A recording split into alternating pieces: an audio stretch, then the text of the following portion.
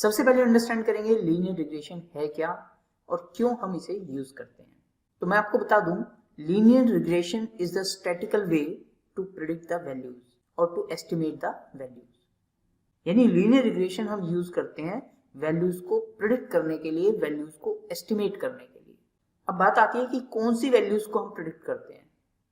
जब हमारी वैल्यूज या डाटा इस तरीके से हो कि एक के चेंज होने पर दूसरे पर इसका इंपैक्ट पड़े, तो हम वहां पर रिग्रेशन मॉडल यूज कर सकते हैं। मैंने कहा रिग्रेशन मॉडल, लीनियर रिग्रेशन नहीं। लीनियर रिग्रेशन हम तभी यूज करेंगे जब डाटा की टेंडेंसी लीनियर हो। What does it mean? Let's understand it with an example. मान लीजिए आपके पास ये सैंपल डाटा है, यहां पर कुछ डाटा पड़ा हुआ है आपका, और मान लीजिए ये डाटा इस तरीके से है कि इस डाटा की ये वैल्यू क्या होगी, ये इसके ऊपर डिपेंड करता है। यानी अगर ये वैल्यू चेंज होती है तो इसका इंपैक्ट इस वैल्यूज के ऊपर पड़ेगा। अब देखिए, इस वैल्यू के चेंज होने पर इंपैक्ट कहां पड़ रहा है? इस वैल्यू के ऊपर।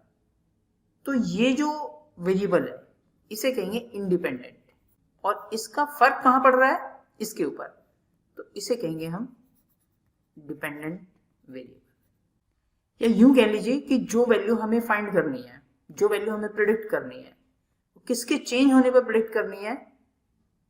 जिसके चेंज होने पर प्रिडिक्ट करनी है उसे कहेंगे इंडिपेंडेंट वेरिएबल, और जो चीज प्रिडिक्ट करनी है, जो कि डिपेंड करती है इस वेरिएबल के ऊपर, उसे कहेंगे डिपेंडेंट वेरिएबल। अब हम बात करते हैं कि हम लीनियर रिग्रेशन मॉडल कब यूज करेंगे। देखिए, सबसे पहला काम है आपको आपके पास जो भी डाटा है उसका पैटर्न आप पता करें। कैसे पैटर्न पता करेंगे? आप इसे स्कैटर डायग्राम पर प्लॉट करें। मान लीजिए मैंने ये स्कैटर डायग्राम ड्रॉ किया। जो इंडिपेंडेंट वेरिएबल है वो एक्स एक्सिस पे आएंगे और इसकी कॉरस्पॉन्डिंग डिपेंडेंट वेरिएबल की वैल्यूज क्या हैं वो आपने वाई एक्सिस पर मेंशन कर दी। अब आपने देखा कि ये जो पॉइंट है ये आपने यहाँ पर डाटा पॉइंट्स यहाँ पर मेंशन कर दिए यूजिंग स्कैटर डायग्राम। तो अगर आप इन डाटा पॉइंट्स को देखें तो आपको पता लग जाएगा कि इसका पैटर्न कैसा है। ये एक डायरेक्शन में इंक्रीज कर रहे हैं और ये ऐसा लग रहा है जैसे एक लाइन के सराउंडिंग्स ये सारे पॉइंट्स हो।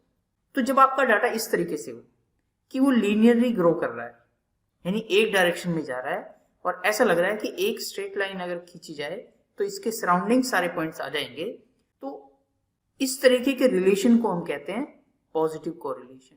क्या कहते हैं? Positive correlation. पॉजिटिव कोरिलेशन क्या है? It's a mathematical relationship between two values. यहाँ पे दो चीज इंपॉर्टेंट है।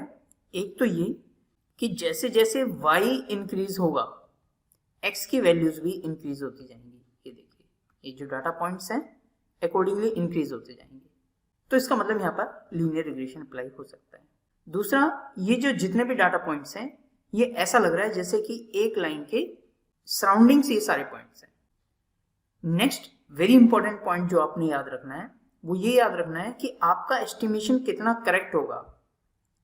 ये इस बात के ऊपर डिपेंड करेगा कि डाटा पॉइंट्स किस तरीके से हैं।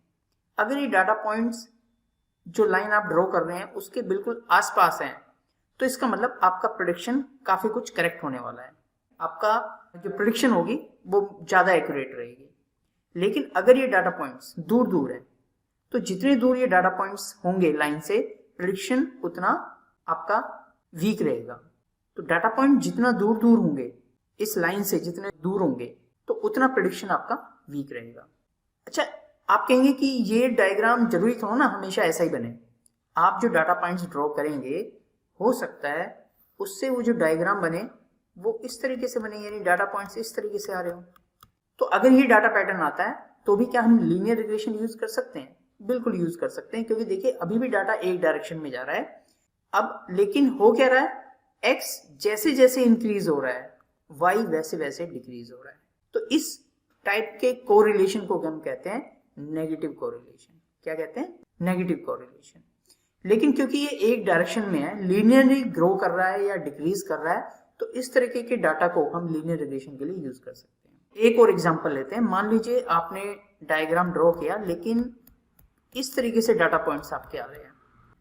अब देखिए इसे देख करके पता लग रहा है कि इन वेरिएबल्स के बीच में यानी इन डाटा पॉइंट्स के बीच में कोई रिलेशन नहीं है, तो हम यहाँ पर कहेंगे देयर इज नो कोरिलेशन। तो इस तरीके के डाटा के लिए आपको लीनियर रिग्रेशन यूज नहीं करना चाहिए।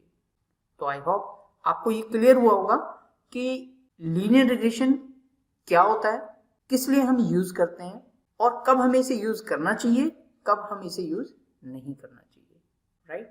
चलिए अब बात करते हैं कि ये जो लाइन मैंने बताई इसे ड्रॉ करना कैसे।